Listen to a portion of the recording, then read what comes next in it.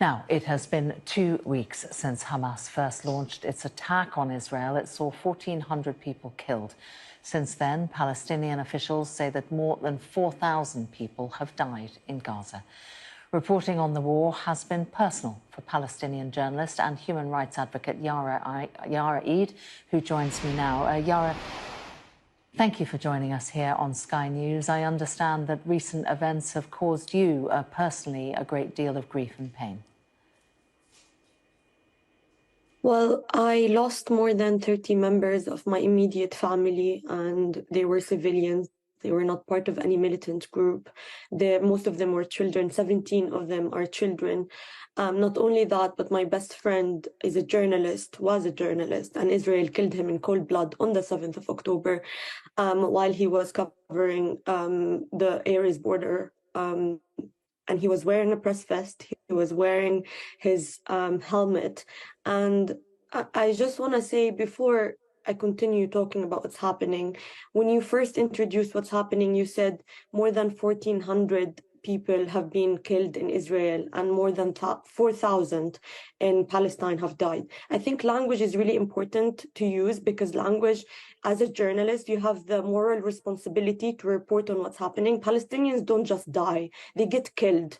They are actually being subjected to ethnic cleansing, to genocide for the last 75 years. And you also mentioned that this is a Hamas-Israel war. This is not it. And framing it as such is very misleading, because it poses the thing that Israel is an equal power, but it's an occupying power, and it actually has the responsibility of protecting all civilian lives and children in Gaza. But what we've been seeing is more than 1,700 of those who are killed are children.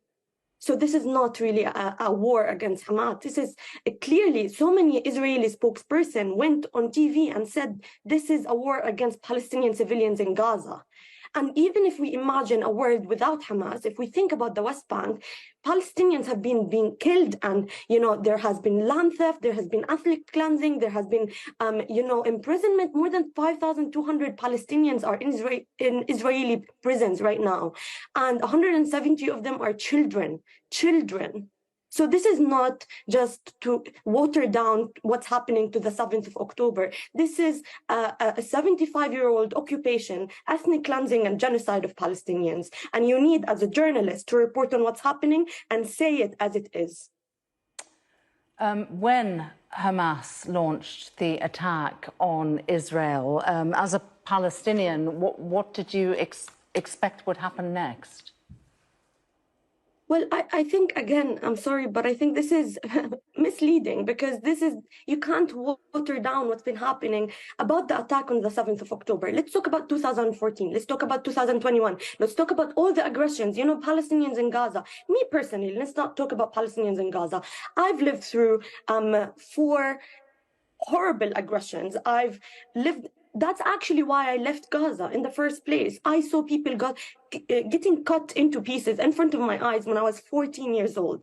I spent the last 7 years trying to get therapy to get over my PTSD, my traumatic experience of just living there.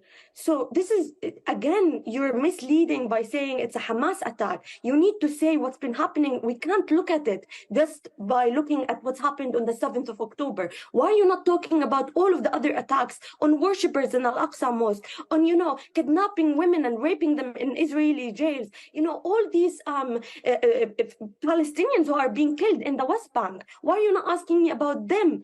Hamas does not operate there.